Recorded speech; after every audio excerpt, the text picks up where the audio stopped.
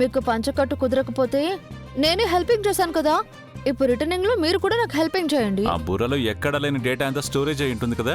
అవును, నాకు memory pouring చాలా ఎక్కువ. అవునవును, చాలా ఎక్కువ.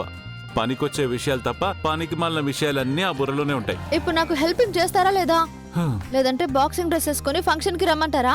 ఏంటి రిక్వెస్ట్ చేయాల్సింది పోయి డిమాండ్ చేస్తున్నావు?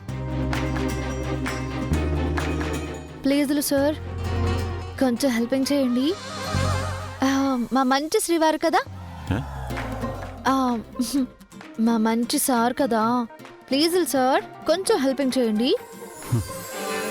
తప్పుతుందా కర్మ.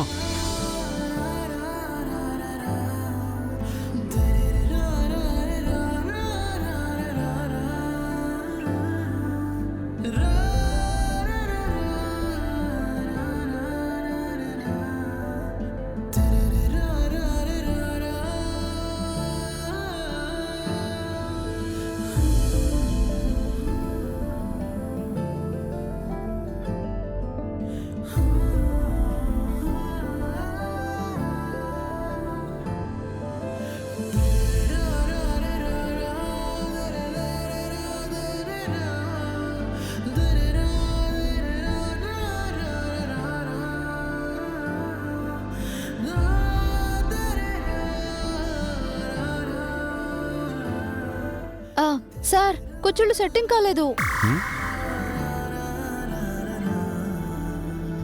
అవి సెట్ అవ్వవు, సెట్ చేస్తే సెట్ అవుతాయి.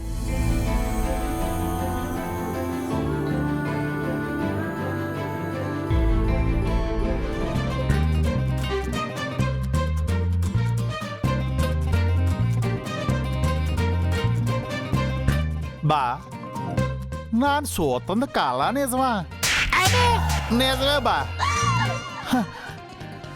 నువ్వు మా సెల్లి సీర సెట్ చేస్తున్నావా? అది కూడా ఇంతలా బెండ్ అయిపోయి. బా పెద్దలు ఊరికే అన్నారేంటి? ఎంత నేర్చినా శబాష్, ఎంత చూచినా అయ్యో, ఎంత వారలైనా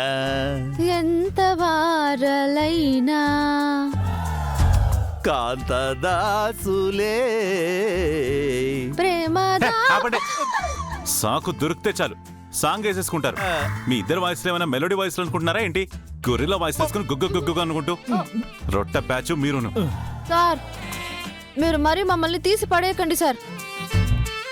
చిన్నప్పుడు స్కూల్లో నాకు మా అన్నయ్యకి వీరాభిమానులు ఉన్నారు. మేం పాడే పాటలకి పడి చచ్చేవారు. మీరు పాట పాడాక చచ్చేవారా, పాట పాడక ముందు చచ్చేవారా?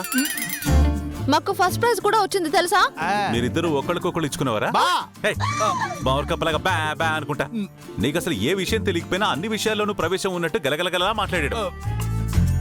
మీ చెల్లేదో హెల్ప్ చేయమంది, కూర్చుడు సర్దుతున్నాను అంతేగాని నేను ప్రేమదాసుడిని కాదు, కాంతదాసుడిని అంతకన్నా కాదు. బా నువ్వే దాసుడు అయినా పోయినా నాను మాత్రం ఈ భావదాసుడినే. సంతోషం. అవతల చాలా పనులున్నాయి, వెళ్ళి చూద్దాం పద. హలో, మీరు మట్టి రోడ్డు, కంకర్ రోడ్డు, తార్ రోడ్డు వేసినట్టు లేయర్లుగా మేకప్ వేయకుండా త్వరగా రండి. వేగం వచ్చి వెసిలే.